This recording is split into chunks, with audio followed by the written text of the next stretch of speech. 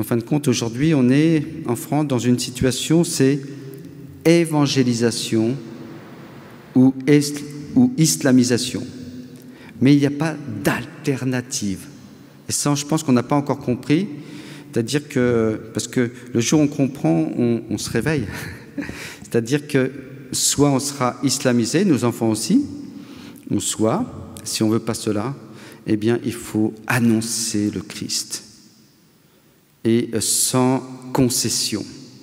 Il n'y a pas de peut-être, il n'y a pas de Messie qui tienne. Je ne parle pas du grand Messie avec un grand M, mais le mais, loin, si. Alors, évangélisation ou islamisation. C'est vraiment, vous voyez, et à partir de là, une fois qu'on s'est lancé dans la mission, on s'aperçoit parce que l'islam n'est plus un danger, mais devient un défi pour nous. Et en fin de compte, on n'en voudra jamais à nos ennemis. Et c'est pour ça qu'on pourra pardonner. Parce que nos ennemis, ils ne sont pas que dans l'islam, et on le voit bien aujourd'hui, dans le contexte actuel. Je ne vais pas vous faire un dessin. Eh bien, nos ennemis seront cause pour nous de sanctification. On va se rapprocher de Dieu. On va aller plus loin en Dieu. On va chercher aux profondeurs, eh bien, tout cet amour que Dieu peut nous donner pour mieux l'annoncer. Et donc, vous savez, je ne vais pas vous citer pourquoi il faut annoncer le Christ. Vous êtes déjà des convaincus. Et donc, je vais passer très vite. Mais je vais vous dire quelques petits points. Pourquoi? Parce que vous avez beaucoup de personnes aujourd'hui, au sein même de l'Église catholique, qui ne comprennent pas la mission. Extraordinaire, étonnant. Mais ils ne comprennent pas qu'on puisse annoncer le Christ, et encore moins l'annoncer aux personnes musulmanes, parce qu'ils disent « Ah, ils ont Dieu, et puis on a le même Dieu, et puis chacun son chemin. » On va répondre à tout ça. Ben non, il n'y a qu'un chemin, c'est le Christ. On n'a pas le même Dieu, on vient de le dire. Le nôtre, il est Père, Fils et Esprit Saint. Et parce que justement, Dieu est Trinité, eh bien, il peut être amour. Un Dieu solitaire ne peut pas aimer. Donc on n'a pas... Et souvent, quand même une personne musulmane me dit « Ah, bon, on a le même Dieu », je dis « Est-ce que ton Dieu, il est Père ?» Silence. Non, il n'est pas Père. Vous voyez, et c'est déjà cela qu'on peut répondre à une personne catholique qui pense qu'on a le même Dieu. Lui dire simplement, mais qui est Jésus pour vous? C'est-à-dire qu'on a l'impression que, pour certains catholiques, eh bien, que, voilà, Jésus est un chemin comme un autre. Eh bien non, il n'est pas le chemin, un chemin, il est le chemin, il est le seul à avoir vaincu la mort. Personne d'autre n'a vaincu la mort, et encore moins dans l'islam.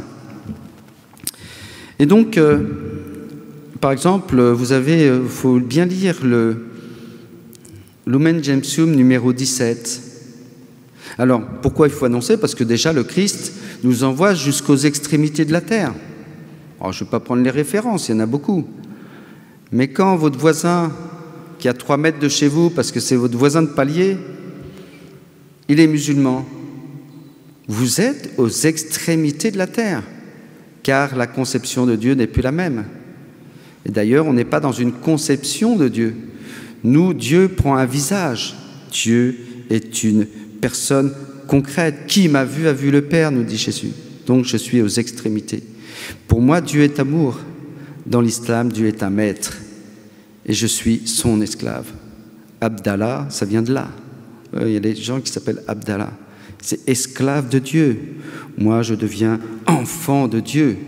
Donc, on voit bien qu'on est aux extrémités. Et donc, il nous faut l'annoncer parce que Jésus nous le demande, je dirais même, nous le commande dans l'Évangile.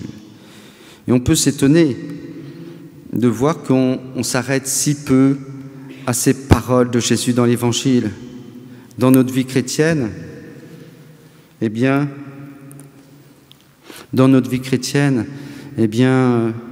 on peut revisiter tout ce qu'on a vécu, mais combien de fois j'ai annoncé le Christ Alors, je parle déjà des convaincus, mais vous pouvez relayer pour des personnes qui sont moins convaincues, mais leur dire, mais est-ce que tu as parlé de Jésus une fois dans ta vie? Tu vas de semaine en semaine à la messe tous les dimanches, mais entre 2 dimanches, est-ce que tu as parlé de Jésus? Et vous savez, c'est dans un sermon, j'avais entendu ça, je l'ai retenu pour moi-même et aussi pour le dire. C'est tellement beau et tellement simple. C'est un prêtre qui, dans son sermon, disait « Mais vous savez comment il faut faire pour que Dieu soit vivant en nous ?» Comment Dieu peut être vivant en nous? Effectivement, des fois, on a l'impression qu'il est mort. En tout cas, il est prisonnier. En tout cas, c'est le mutisme du Christ en nous. Et donc, il disait, c'est pas compliqué. Pour que Dieu soit vivant en nous, il faut 2 choses, 2 actes de réalité. La première, c'est d'aimer tout le monde. C'est simple. Et parfois, c'est effectivement difficile, parce qu'on a été blessé, on a été meurtri, on a été outragé, trahi, et puis on a des difficultés à aimer. N'empêche qu'il n'y a que Jésus, encore une fois, qui nous montre le chemin du pardon et qui nous donnera le chemin pour... Et c'est lui qui viendra en fin de compte pardonner en nous. Dans la mesure où même si nous on est dans la difficulté de pardonner, il finira par nous donner sa grâce. Et c'est lui qui pardonnera en nous. Il nous portera dans le pardon. C'est extraordinaire. Donc il faut aimer tout le monde et si on n'y arrive pas, le demander chaque jour à Dieu sans relâche. Ça c'est parce que Dieu a aimé tout le monde. Soyez parfaits comme votre Père Céleste est parfait. On ne peut pas, il n'y a pas d'à peu près avec le Christ. On ne négocie pas avec Jésus. Il nous aime totalement, mais on ne négocie pas. Et c'est ça l'amour. Il se donne totalement, mais on ne peut pas être saint à moitié. 2e point, pour que Dieu soit vivant en nous, il faut annoncer le Christ. Il faut annoncer celui qui vit en nous. D'ailleurs, comment on fera là-haut? On va tous mourir, hein. Là je ne fais pas une grande prophétie, hein. Je pense que vous êtes tous d'accord. On va tous aller au ciel un jour. Et quand on va arriver là-haut, on se dira, bien sûr, j'ai fait des péchés. On se dit, oui, j'ai peut-être pas été à la sainteté, j'ai pas été parfait, je suis pas dans la 7e demeure. Voilà, j'ai pas l'union à Dieu, mince, j'ai loupé la lumière.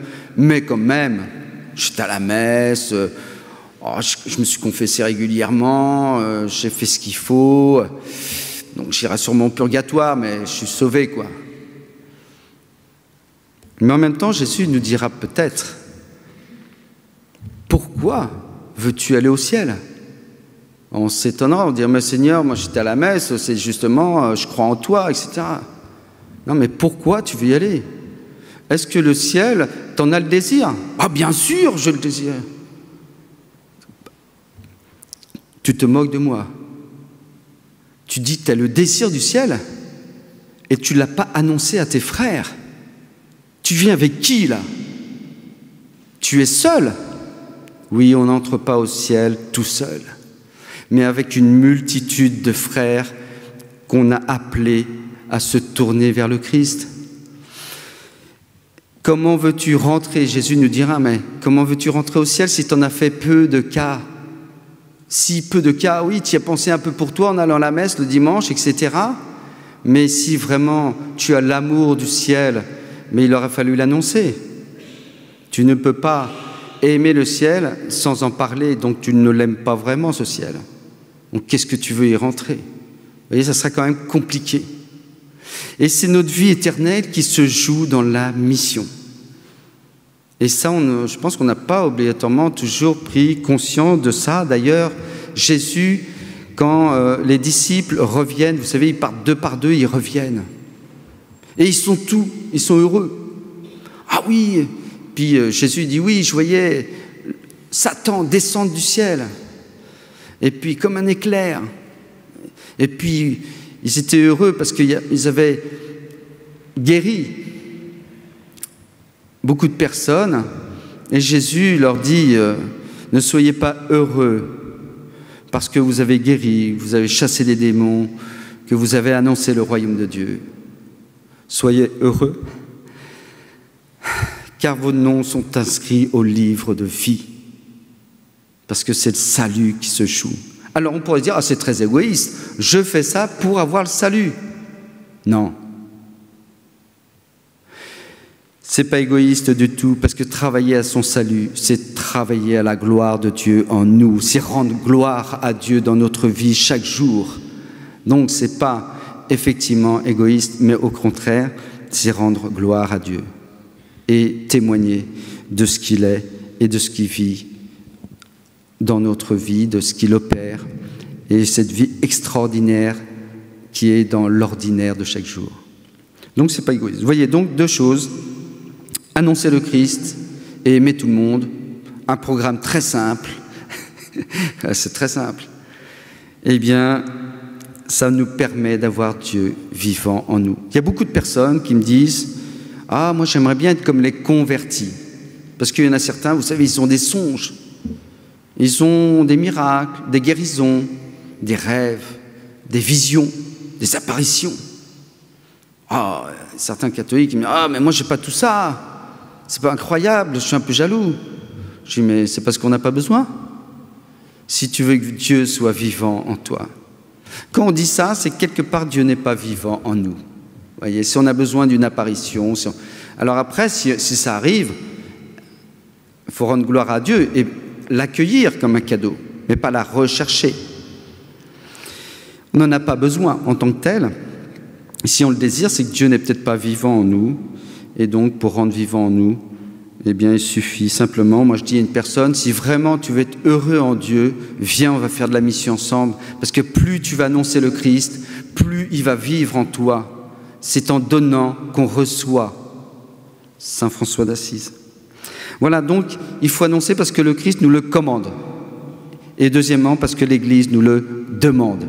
Je ne vous le dis pas pour vous, parce que vous êtes déjà convaincus, mais je vous dis pour que vous puissiez relayer, parce qu'on ne leur dit pas assez à toutes ces personnes qui nous empêchent de faire de la mission.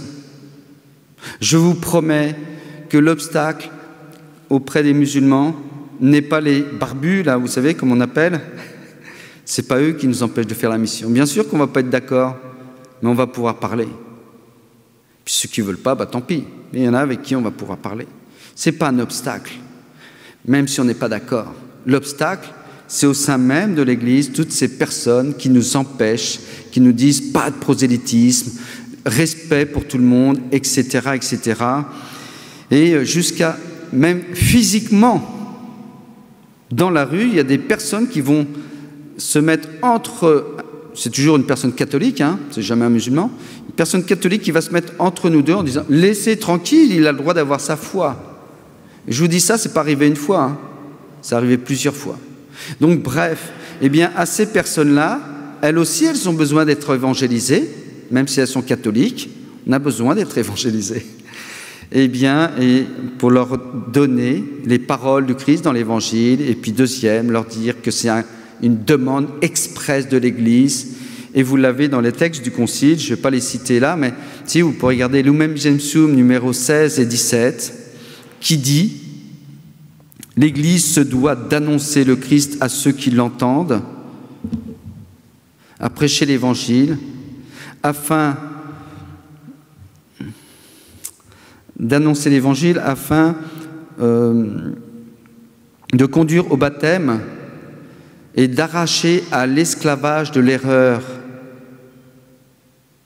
et de conduire au baptême. D'arracher à l'esclavage de l'erreur et de conduire tout baptême qui le désire, tous ceux qui le désirent au baptême. Donc il faut arracher à l'esclavage de l'erreur. C'est pas moi qui... Je le dirais, on me dirait, mais t'es fou, oh, t'es pas tolérant, t'es pas... Non, c'est l'Église, c'est le Concile Vatican II qui le dit. Arracher, donc ça fait mal. Ça veut dire que quand on annonce, il y a un enfantement. Et c'est ça, c'est difficile, ça fait mal, mais c'est pour une naissance. Donc il faut arracher. D'ailleurs, vous le disiez aussi, on le dit, le prêtre le dit, et nous, avec lui, dans la première prière eucharistique, arrache-nous à à la damnation et reçois-nous parmi tes élus. Donc on doit s'arracher. Et donc les arracher à l'esclavage, donc ils sont esclaves de quoi? De l'erreur. Après ça peut être pour diverses raisons, mais on n'a pas peur de dire qu'ils sont dans l'erreur. Et vous connaissez le texte aussi Nostra Aetate, qu'on cite toujours pour faire du dialogue interreligieux, qui dit lui aussi, alors on dit toujours, oui, c'est pas l'annonce, c'est le dialogue, mais ça ne s'oppose pas. On a le droit de dialoguer, mais le dialogue doit être missionnaire, bien sûr.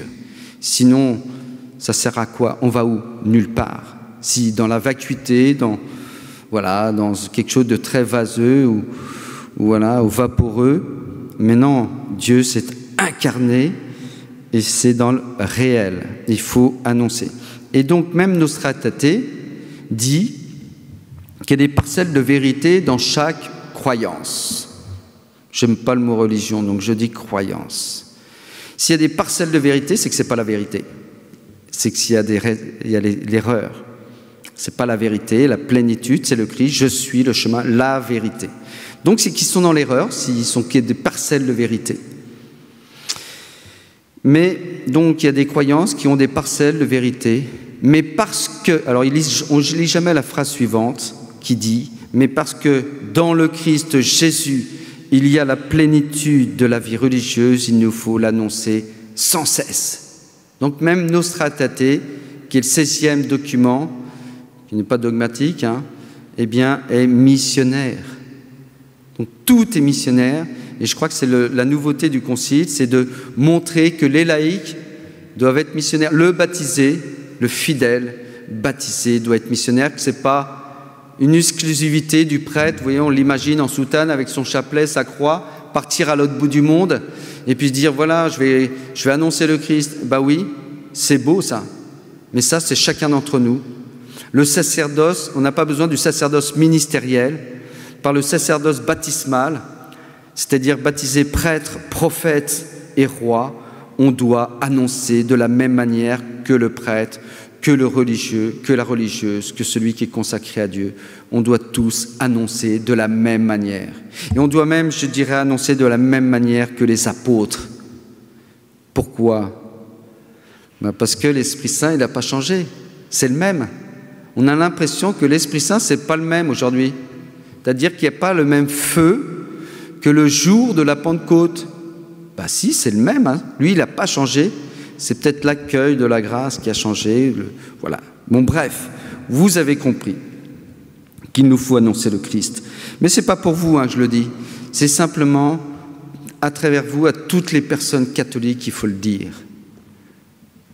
Voilà, à ceux qui nous empêchent, leur montrer que c'est un devoir d'amour. Il n'y a pas plus beau que d'annoncer. Pourquoi? Parce qu'on ne fait pas simplement aimer les personnes, mais on donne l'amour. C'est mieux, quand celui qui a faim, vous connaissez, c'est mieux, plutôt que de donner un poisson à une personne qui a faim, de lui apprendre à pêcher. Bien là, c'est ça. On va lui montrer la source de l'amour pour que lui aussi puisse aimer de la même manière et connaître la source. Bon, bref. Nous, vous savez qu'on fait de la mission, soyons concrets. Je vais vous donner, ça paraît difficile. Pourquoi? Parce qu'annoncer le Christ aux musulmans, alors là, c'est compliqué, puis c'est peut-être dangereux. Eh bien non. Vous savez, nous, si on le fait, c'est parce que c'est plus simple et plus facile. Pourquoi? Parce qu'on est dans un monde, ça a été dit tout à l'heure, sécularisé, ce qui n'est pas le cas dans l'islam. Et en fin de compte, les personnes musulmanes ont Dieu chevillé au corps, même si elles sont dans l'à peu près, c'est-à-dire qu'elles vivent le ramadan, etc., même si elles ne font pas leur prière, Dieu, c'est important. Et quand on est dans la rue pour annoncer le Christ, eh bien 80%, si c'est des occidentaux, ils vont dire « ça ne m'intéresse pas ». Eh bien peut-être 20% qui diront « ah, on arrivera à parler avec eux ». Mais c'est quand même assez compliqué. Oh, je suis agnostique, je suis athée, je crois qu'à la science. Là aussi, il faut y aller. Bien sûr, on ne va pas les laisser partir comme ça. On va essayer de leur donner une belle parole du Christ, une parole qui peut sauver. Mais ça sera plus compliqué. Par contre, si j'ai des personnes musulmanes, à 80%, elles vont dresser l'oreille et porter de l'intérêt à ce que je dis. Parce que j'ai dit, est-ce que tu as 2 minutes pour parler de Dieu? Il s'arrête. Parce que pour lui, Dieu, c'est important. Donc vous voyez, déjà, c'est plus facile parce qu'il va vouloir parler de Dieu. Alors très vite, on ne va pas être d'accord. Hein. Mais ce n'est pas grave, parce que le dialogue, ce n'est pas être d'accord. Le dialogue, justement, c'est de pouvoir se confronter et de se dire d'une manière très fraternelle, je ne suis pas d'accord avec toi. Et puis mettre tout sur la table et essayer de remettre les choses dans l'ordre. Vous voyez? Et le but de la mission, on dit souvent, oui, vous voulez convertir les personnes qui sont dans l'islam. Alors je dis personnes, ce n'est pas des musulmans. Hein. Attention, il n'y a pas de musulmans en France. Il n'y a que des personnes musulmanes. C'est-à-dire que c'est des personnes avant d'être des musulmans. C'est par accident qu'ils sont musulmans, c'est parce qu'ils sont nés là-dedans. Mais c'est des personnes, c'est-à-dire qu'en eux, il y a une loi naturelle inscrite. Et qui sont en fin de compte la loi que vous avez dans les 10 commandements. Et c'est là, on va essayer de les approcher et de parler à cette loi naturelle en eux. On va dire des mots qui vont résonner. Par exemple, de dire tu ne tueras pas, tu ne voleras pas, tu ne mentiras pas. Eh bien ça, c'est dans la loi naturelle. Il n'y a pas besoin de croire en Dieu pour ça. Eh bien dans l'islam, si on regarde, alors qu'il dit que c'est la continuité, comme ça a été dit tout à l'heure, eh bien, si vraiment l'islam c'est la continuité, c'est ce que je vais poser la question à la personne musulmane, comment que ça se fait que tu n'as pas les 10 commandements? Et je peux reprendre les 10 commandements et montrer que l'islam, c'est la transgression des 10 commandements. Puisque vous avez les djihad, donc tu ne tueras pas déjà, c'est pas évident en faisant le djihad de ne pas tuer, hein. Et puis vous avez « tu ne voleras pas », mais vous avez la sourate du butin, la 8e sourate, entièrement sur le vol. Voilà, la spoliation des biens, etc. Et ça, au nom de... Alors, on le fait en temps de guerre, mais là, c'est dans un livre qui descend du ciel. C'est Dieu qui demande ça. Vous voyez, c'est quand même grave. Et donc, moi, nous, en lui donnant les 10 commandements, déjà, je parle à cette loi inscrite dans son cœur. Et en fin de compte, il est d'accord. Bon, bref, il faut quand même une méthode, parce que lui, il a Dieu en lui. Et je vais faire un lien avec Jeanne d'Arc, Sainte Jeanne d'Arc, parce que c'est le thème quand même. Eh bien, vous voyez, elle a bouté les Anglais hors de France par l'appel de Dieu, par un appel divin. C'est extraordinaire l'histoire de France. C'est unique au monde. Dieu intervient dans l'histoire de la France pour la sauver. C'est incroyable. Pour sauver, justement, cette foi catholique qui doit demeurer.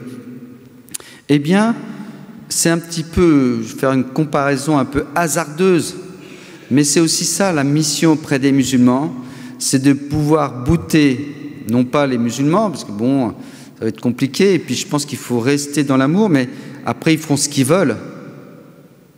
Mais déjà bouter l'islam hors de leur vie, de leur âme, de leur cœur, de leur esprit, parce que l'islam les enferme. Il n'y a que le Christ qui libère, il n'y a que le Christ qui chasse les démons. Voyez, donc on va bouter l'islam hors de leur vie. Et toute personne qui était dans l'islam et qui sort de l'islam dira toujours oh, « J'étais enfermé et j'ai trouvé la liberté. J'étais dans les ténèbres et j'ai trouvé la lumière. » Vous aurez toujours ceci qui sera dit dans un témoignage. Voilà, donc on va prendre une méthode. Et je vais vous donner un exemple, comment annoncer le Christ. Et on prend la méthode des questions. Pour ceux qui nous connaissent, ils disent, il se répète le monsieur là. Mais oui, je me répète, parce que je ne me lasse pas. Et d'ailleurs, je pourrais reprendre chaque question. Il y en a 4 principales questions. C'est pour toi qui es Jésus. Quelle est ta relation à Dieu? Comment tu fais pour aller au paradis? Et qui me dit que l'islam est une révélation? Parce que qu'est-ce qui descend? C'est Dieu fait homme ou c'est un bouquin, un livre? Je dis bouquin exprès parce que c'est un peu moqueur, mais je crois que sans se moquer, on peut montrer que c'est quand même compliqué de croire qu'un livre peut descendre du ciel. Des paroles, parce que c'est écrit, retranscrit, et donc il y a obligatoirement des intermédiaires, et donc ça peut être effectivement falsifié, ça peut être corrompu, le message. Alors quand c'est Dieu qui parle directement, ça ne peut pas, il n'y a pas de corruption. C'est Dieu qui parle, il n'y a pas d'intermédiaire. Bref, donc, mais je vais reprendre un autre exemple. Vous voyez, on a toujours des petits dépliants. Alors, on a des grands dépliants. Ça, c'est pour la formation. Et après, on a des petits dépliants qu'on donne dans la rue. Vous voyez, moi, je suis un enfant, donc j'aime bien faire des petits trucs sur mon ordinateur. Et donc, on a fait des petits dépliants. Vous voyez, et puis, sur chaque question, il y a une réponse. Chaque question, il y a un dépliant. Quelle est ta relation à Dieu? Voilà, j'ai le dépliant, le chemin de la vie éternelle. Je peux reprendre, c'est que des paroles du Christ dans l'Évangile, c'est pas moi qui parle. Je ne dis pas, oui, je pense que. Je lui dis, on n'est pas de l'ordre de l'opinion. Voilà ce qui est écrit. Et c'est très important parce qu'il est très, lui, dans le livre. Donc je vais lui citer le livre, descendu avant Mahomet, justement. Et il y a, vous savez, dans le Coran, vous avez à la sourate 3, au verset 10, ben, si tu ne sais pas, demande à ceux qui ont reçu le livre avant toi. Alors là, c'est bon, là, il vous écoute. Là, ça vous donne une autorité. Et il faut partir, vous voyez.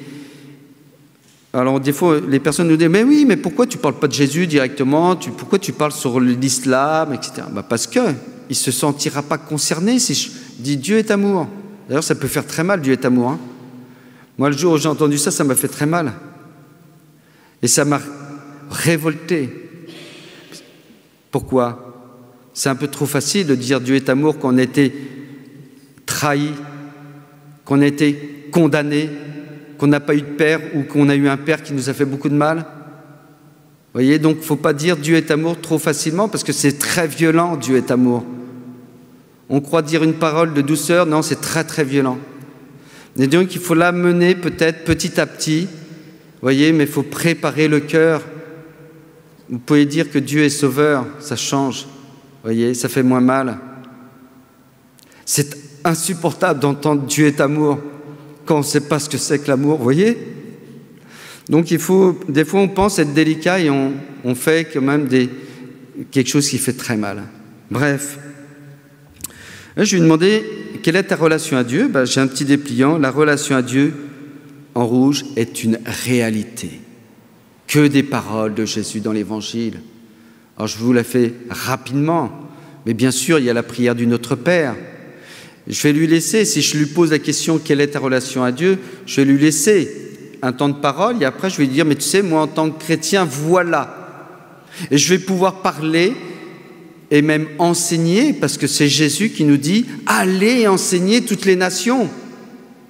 D'ailleurs, il n'a pas dit « Allez et dialoguer ». Non, c'est pas bien. Mais vous comprenez, enseigner. Parce que oui, il faut être à l'écoute. On est dans l'idéologie de l'écoute. Il faut écouter, mais sur nous, pas de parole. Le chrétien a une parole qui peut sauver. Parce que pourquoi ? Parce qu'on suit le Christ et tout ce qui est dit du Christ dans l'Évangile. Je suis un peu audacieux en disant ça, mais on peut le dire de nous-mêmes. Parce que Jésus nous dit « Je suis la lumière du monde » et ensuite il dira « Vous êtes la lumière du monde ». Et à un moment donné, tous les apôtres veulent partir parce que c'est le discours du pain de vie. Jésus dit « Vous aussi, vous voulez partir ?» Et Saint Pierre prend la parole et dit « Non, Seigneur, tu veux les paroles de la vie éternelle ?» Eh bien, cette phrase, elle est pour nous aujourd'hui. Nous avons les paroles de la vie éternelle parce que depuis notre baptême, nous sommes habités par le Christ Jésus. Et pas à moitié, il se donne complètement. Bon, bref, je vais dire, tu sais, pour la relation à Dieu, pas moi, Jésus nous dit quand vous priez, Jésus dit, dites notre Père qui est dessus. T'as ça, toi, dans l'islam? Silence. Le silence n'est jamais mauvais. Parce que ça peut être le temps d'une introspection intérieure. Donc laissons 5 secondes de silence, c'est très long, 5 secondes, hein, peut-être 10 secondes. Mais vous savez, dans l'islam, on n'a pas le droit de se poser des questions.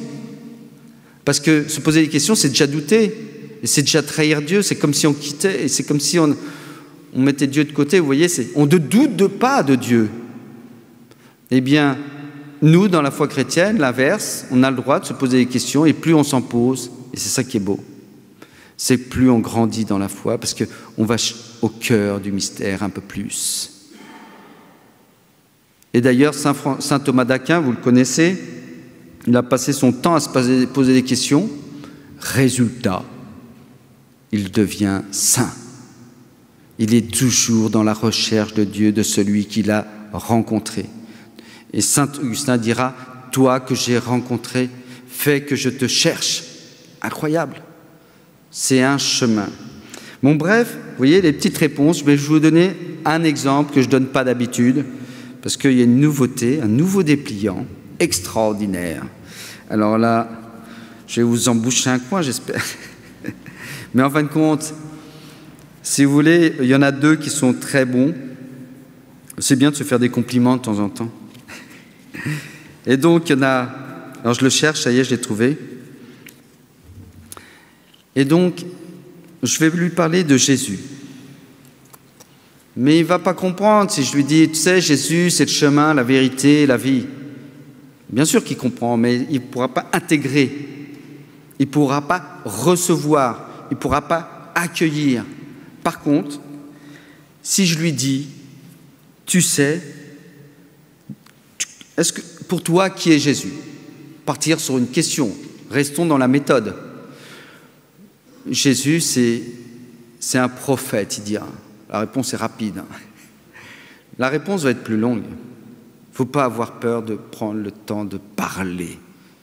Arrêtez de nous dire qu'il faut écouter. Aujourd'hui, c'est le temps d'enseigner. Et donc, je vais lui dire, mais tu sais, Jésus,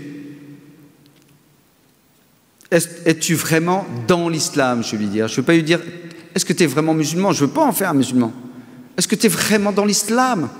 Il dit, oui, oui, oui, oui. Je lui dis, dans ces cas-là, Jésus, c'est plus qu'un prophète. C'est le Messie. Et donc, les prophètes, on a des tonnes. Le Messie, il n'y en a qu'un seul. Donc, je vais lui montrer que Jésus, il est le plus grand, même dans le Coran et dans l'islam, c'est le plus grand. Donc, c'est le Messie, il n'y en a qu'un. D'ailleurs, je lui dis, il n'y en a qu'un. D'ailleurs, il est né d'une vierge. Deuxième. C'est unique dans l'histoire de l'humanité. Et je pars du Coran. Là, il y a toutes les sourates.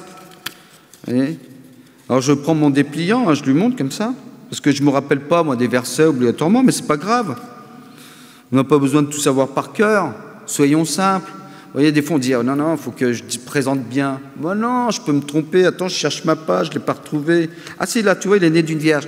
Sourate 3, verset 47. T'as vu? C'est marqué qu'aucun homme ne m'a touché. Voilà. Et puis je lui dis, tu sais, Jésus, c'est le seul qui fait des miracles. Dans le Coran, c'est mentionné. Je cite le verset. Et là, il va être attentif, parce que je lui parle de Jésus dans le Coran. Et puis, je vais lui montrer, Jésus, c'est la miséricorde de Dieu. Alors, ça ne veut pas dire grand-chose, la miséricorde. Dans l'islam, n'empêche qu'on comprend que c'est celui qui pardonne. Après, je vais lui dire, mais tu sais, comment Dieu a créé le monde? Alors, si des fois, il ne sait pas, souvent, il ne sait pas. Mais si vous demandez à un imam, il saura. Alors, je lui dirai, tu sais, dans l'islam, s'il ne sait pas, on peut lui souffler la réponse. Lui dire, mais tu sais comment Dieu a créé le monde? Par sa parole. Par sa parole, il a créé le monde. Et je lui dis, tu te rends compte que la parole de Dieu est créatrice. Et après, je lui dis, est-ce que Dieu a été sans parole une fois dans sa vie de Dieu, dans sa vie éternelle? Ben non, Dieu a toujours eu la parole. Est-ce que Dieu a été muet? Non, jamais. Dieu a toujours eu la parole. Je lui dis, ben c'est marrant parce que tu vois, moi dans le Coran, explique-moi, il y a marqué que Jésus, Issa, c'est la parole descendue en Marie. La parole. Donc, il est de toute éternité. Il est la parole. Kalimat Allah, c'est écrit qu'une seule fois dans le Coran, dans ce verset. Puis après, il va vous dire, donc réfléchis. Vous voyez, c'est l'amener à la réflexion. Et puis je vais lui dire, mais tu sais, il y a marqué qu'il doit mourir et qu'il doit ressusciter. Il me dira, mais non, mais ça c'est... Quand il reviendra, effectivement, il va casser toutes les croix, et les choses délirantes. Hein. Jésus va revenir, hein. C'est marqué dans l'islam, c'est inscrit dans des hadiths. Et puis dans le Coran, on parle de l'heure du jugement. Jésus est présent, le Messie est présent. Et il dira, mais non, mais c'est quand il va revenir, il va mourir et ressusciter. On meurt durant sa vie terrestre. Il en convient. Il en convient. Alors j'enfonce le clou, j'en profite. C'est le moment de le dire avec Jésus. Voyez, la bienheureuse passion qui nous a valu un tel Rédempteur. Eh bien, tu vois, il y a marqué « Et que la paix soit sur moi », alors on fait parler Jésus, « le jour où je naquis, le jour où je mourrai, le jour où je serai ressuscité vivant. » Donc on montre que Jésus doit mourir et ressusciter. Et il en convient que ce n'est pas quand on revient dans la gloire, parce qu'il sait aussi, parce qu'il y a un verset, c'est marqué là, que Jésus, il y a une ascension dans le Coran, il y a une ascension de Jésus. Donc il sait que Jésus est vivant, il est dans la gloire. D'ailleurs, entre parenthèses, il est où Mahomet? C'est l'occasion de lui dire, ou de lui demander. Il est mort. Il est bien mort. Et on n'ose pas le dire parfois. Eh bien, il faut savoir dire ça. Jésus, il est vivant. Parce que vous savez, dans la profession de foi, dans l'islam, la shahada, on prononce le nom du messager, on pense à Mahomet. Mais il n'y a pas Jésus. Alors que Jésus est bien plus grand. Et alors que c'est ça le problème, c'est qu'on met au même niveau le messager, Mahomet, et Dieu, Allah. Il faut obéir autant à Allah qu'à son messager. Et ce qu'a décidé son messager, Dieu, Allah l'a décidé. Incroyable. Ça, si ce n'est pas de l'idolâtrie, je ne m'y connais pas. Ils nous disent qu'on est associateur, mais ça, c'est de l'association, justement. On associe à Dieu une personne et on le met au même niveau que Dieu. C'est incroyable. On le divinise.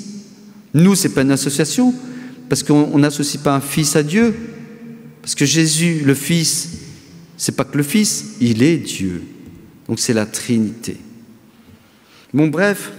Et il me dit, oui, et d'ailleurs, je vais te montrer, et il y a un verset, il faut le retenir, mais vous pourrez avoir un petit dépliant comme ça, je vous le laisserai. 3, Sourate 3, verset 55. Mais vous pouvez retrouver tout sur le site Mission Angélus. Vous pourrez trouver, là, je vais vous montrer. Et donc, il y a un 3,55 où il y a marqué « Oh Jésus, certes », c'est quand elle l'a dit « Oh Jésus, certes, je vais te faire périr et t'élever vers moi, te débarrasser de ceux qui n'ont pas cru et mettre jusqu'au jour de la résurrection ceux qui te suivent au-dessus de ceux qui ne croient pas. » Incroyable, il y a plein de choses là. Mais je vais te faire périr et t'élever vers moi. Je lui dis, je ne comprends pas là. Il doit mourir avant d'être élevé. Donc là, il y a déjà la croix. Alors que plus loin, vous avez, dans le même sourate, ce n'est pas lui, c'est un faux semblant. Une négation de la croix. Donc, bien lui montrer, parce que je connais une association Miséricorde pour l'humanité, un truc comme ça. C'est des musulmans et ils disent simplement « J'aime Jésus car je suis musulman ». Alors, je n'ai pas encore fait une vidéo, mais je pense que je vais la faire pour leur répondre parce que on se connaît en tout cas par Internet simplement, parce qu'ils disent des choses, ils ont fait 2 vidéos là où je suis dessus, mais ils essayent de contester. Mais je lui dis, c'est pas Jésus que vous avez, c'est Issa. Issa, eh bien, ça vient d'Isaü. Moi, je ne sais pas, mais moi, j'ai demandé à ceux qui connaissent. Et Isaü, c'est le perdant dans la Bible. C'est celui qui vend son droit d'aînesse pour un plat de lentilles. Ce n'est pas Jésus. Issa, ça ne veut rien dire. Jésus, Yeshua, Yassour, Dieu sauve. en arabe. Dieu sauve. Donc ils ne croient pas en Dieu qui sauve en Jésus. Donc un jour je ferai une vidéo, non pas pour les contester, pour faire de la polémique, mais simplement pour leur faire remarquer, pour que justement ils se tournent vraiment non plus sur Issa, mais sur Jésus.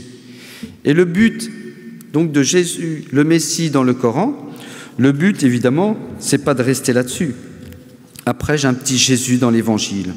Une fois que je leur ai montré que Jésus c'est Kalimat Allah, et que Kalimat Allah c'est marqué qu'une fois dans le Coran, c'est parole de Dieu, que la parole est de toute éternité, c'est pour ça que pour nous, Jésus, il est Dieu. Il est de condition divine. Et ensuite, je vais lui donner un petit Jésus dans l'Évangile. Mais bien sûr, quand même, on ne va pas s'arrêter. C'est le but, c'est de passer de Issa à Jésus. Et je vais lui montrer, Jésus, c'est le chemin, la vérité, la vie. Là, je peux lui dire, parce qu'il a entendu ce que je lui ai dit par rapport à l'islam et par rapport au Coran. Vous voyez, il a pu voir que je m'intéressais aussi à lui. C'est ça l'acte de charité, c'est d'aller là où il est pour le tirer, pour aller vers Jésus. Comme Jésus fait la même chose avec la brebis égarée, il va la chercher. Alors vous savez, entre parenthèses, on dit souvent « Ah oui, mais vous faites de la mission, mais on n'est pas là pour faire du chiffre. » On n'est pas là pour faire du chiffre. Bien sûr que si, qu'on est là pour faire du chiffre. Mais attendez, on n'est pas là pour faire du chiffre, on est là pour faire le chiffre. C'est-à-dire, si 1,5 milliard de musulmans, eh bien on est là pour 1,5 milliard de musulmans. C'est-à-dire que chaque personne musulmane devra entendre « Jésus, c'est aussi pour toi ». Alors on ne va pas le faire tout seul, c'est pour ça, je vous demande une contribution, pas obligatoirement financière, mais une contribution d'action. Et donc là, on a amené des petits évangiles. Vous voyez, c'est pas grand, hein. Vous savez combien ça coûte? Ça 17 centimes. Alors vous pouvez en acheter un.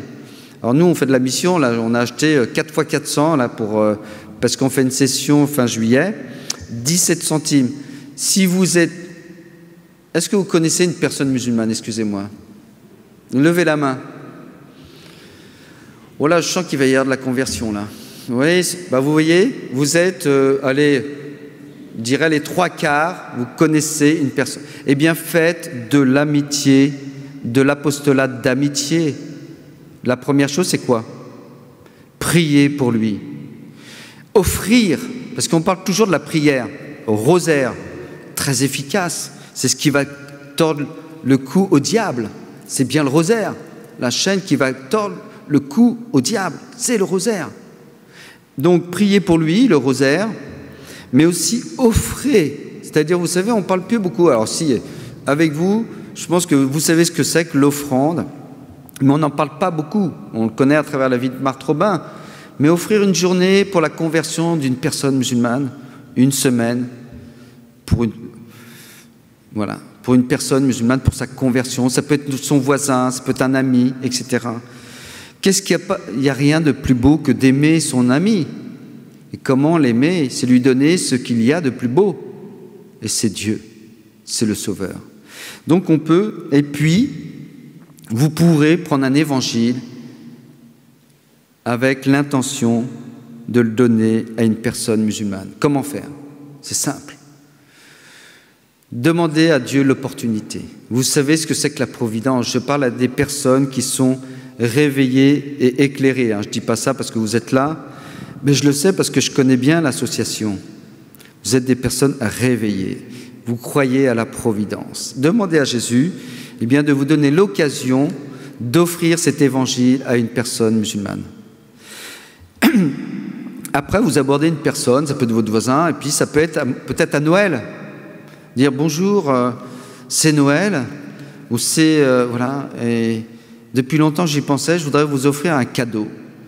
Je vais vous offrir ce que j'ai de plus beau. Eh bien, je vais vous offrir simplement un petit évangile, ça ne coûte pas cher, il ne faut pas lui dire le prix. Hein. Elle a 17 centimes, elle va dire, vous manquez de moi là. Non, mais ce qui compte justement, c'est lui dire, mais je vais donner ce qui est de plus beau. Pour moi, c'est Jésus. Jésus, c'est l'amour de Dieu incarné. l'amour de Dieu est révélé en Jésus. Je voudrais vous offrir ou t'offrir, voilà, un évangile qui parle de Jésus. Lis simplement, et d'ailleurs, dis-moi ce que tu en penses, vous voyez, pour que ça puisse accrocher. Non, non, non, mais j'aimerais bien savoir ce que tu en penses. Tu le lis et tu auras peut-être des questions, tu ne seras peut-être pas d'accord. Ben viens et puis on en reparle. On se prend une mousse, un jambon beurre, non, voilà. On va se prendre un fondant au chocolat. Je vise personne, hein. Pas, ouais. Et puis voilà, non mais donnez-vous l'occasion. Alors si c'est pas Noël, dites, bah vous, tu sais, je me suis dit, ça peut être pendant le temps ordinaire, parce que le temps ordinaire, c'est là où on fait des choses extraordinaires, hein, normalement. Et donc, pendant un temps ordinaire, dites, bah vous, tu sais, ou vous savez, moi je crois en Dieu, vous aussi, je sais que Dieu c'est important. Vous dites pas, ouais, je sais que tu es musulman, donc tu es à fond dedans. Non, non, je sais que pour vous, Dieu c'est important. Voyez. Et donc, je voudrais vous offrir quelque chose qui, pour moi, est très important et qui se rapporte à Dieu. Et donc, je voulais vous offrir simplement un petit évangile qui parle du Messie. Du Messie. Pour vous, c'est Issa, nous, c'est Jésus. Lisez, je vous l'offre. Et s'il ne le veut pas, ah non, je n'ai pas le droit. Hein. Vous savez, parce que c'est falsifié, etc. Dis-moi où c'est falsifié. Par qui? Quel moment? Par qui? Avant, après Mahomet, etc. Et en quel lieu ça a été falsifié? Parce que tu sais, il y en a eu très vite des milliers qui ont été répandus dans tout le bassin méditerranéen. Alors ça va être compliqué hein, de falsifier quelque chose alors qu'ils sont partis, voilà, les évangiles un peu partout et recopiés.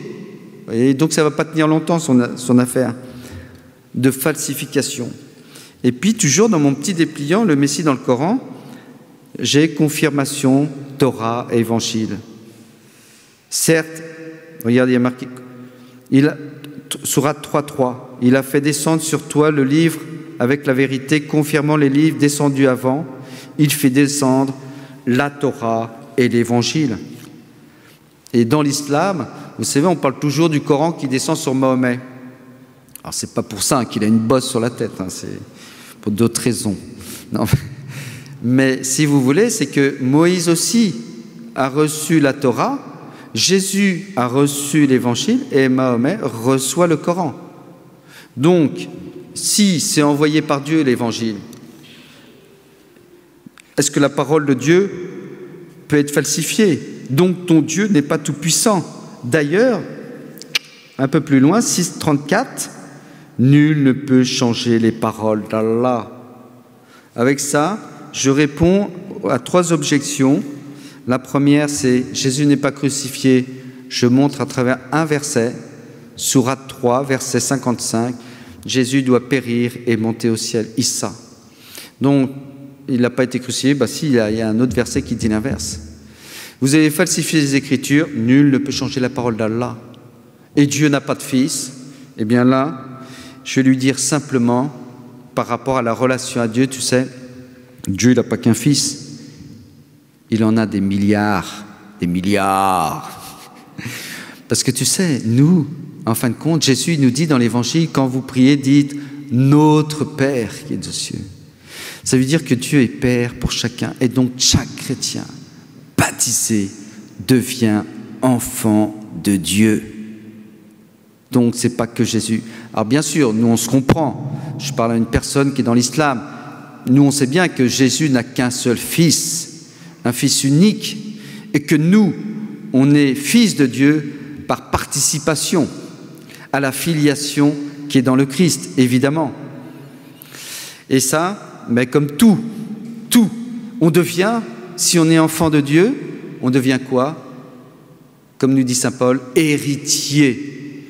Et là, je vous renvoie Galates au chapitre 4. Je vais m'arrêter là parce que je pense que le temps est pas dépassé. Si on ne m'arrête pas, on est là demain. Mais Galates 4, vous savez, saint Paul, il dit, et c'est ça la grande différence avec l'islam et le christianisme, c'est là, dans ce que je vais vous dire, dans ce que vous pouvez lire dans Galates 4. Saint Paul, il prend la comparaison d'Abraham. Abraham avait 2 enfants, 2 femmes, deux fils, Ismaël et Isaac. Ismaël est né de la servante. Ismaël est né de la servante. Isaac est né de la femme légitime, Sarah. Et donc et la promesse de Dieu, eh bien, elle est faite par rapport à Isaac. Donc quand on dit on a le même Dieu, non, parce qu'on dit on est les fils d'Abraham en parlant des Juifs, des chrétiens et ceux qui sont dans l'islam. Ben non.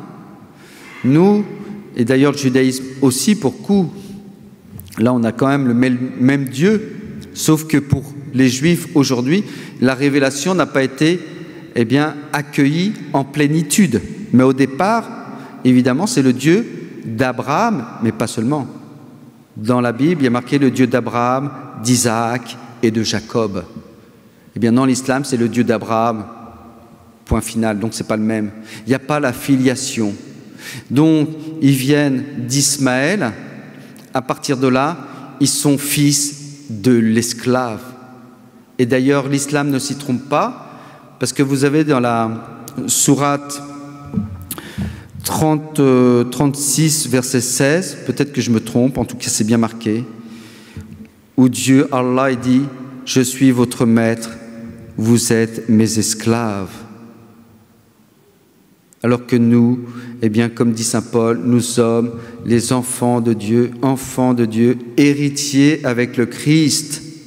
Héritiers de quoi? Du royaume des cieux et de toutes les grâces qui vont avec. Vous voyez, la grande différence, c'est, vous l'avez aussi entre islam et christianisme.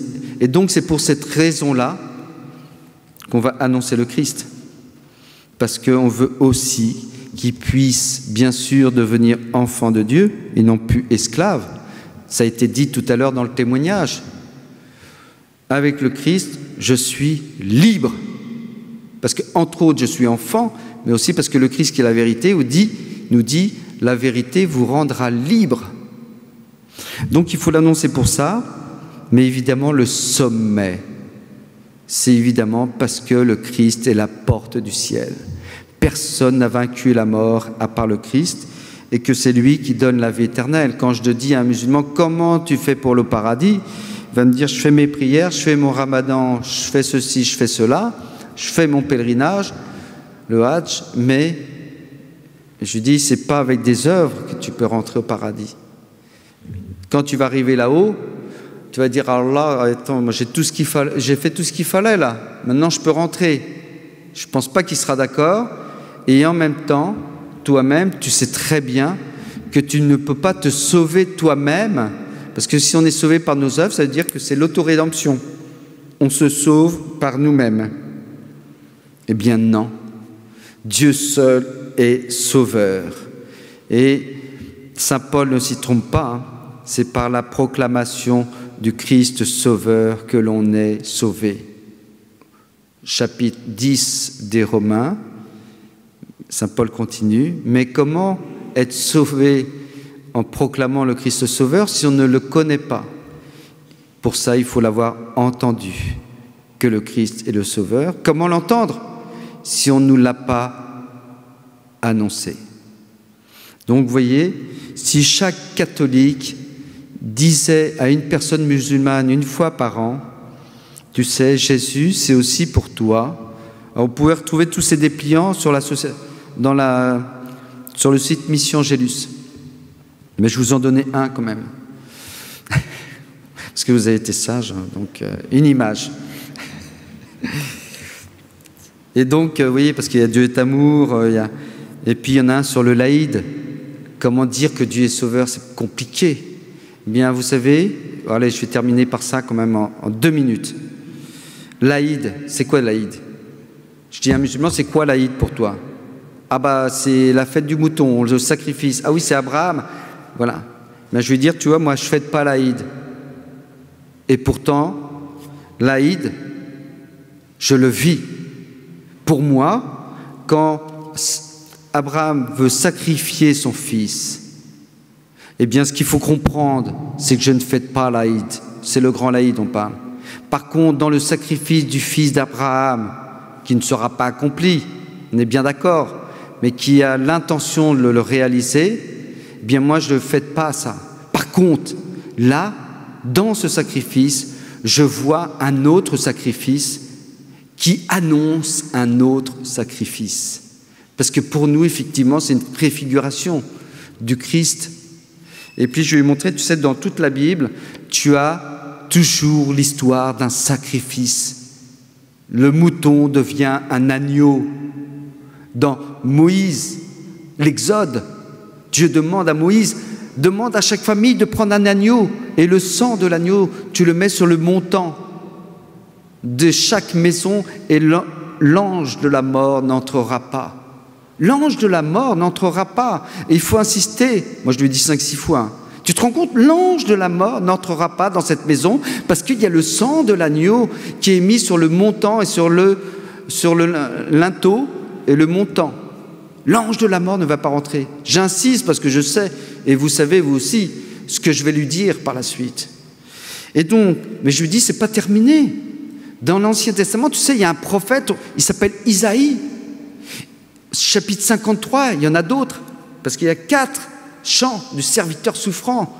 Mais le 53 est beau, parce qu'on voit, c'est extraordinaire, et même beaucoup de catholiques ne l'ont pas vu, mais on sait que c'est Dieu, le serviteur souffrant.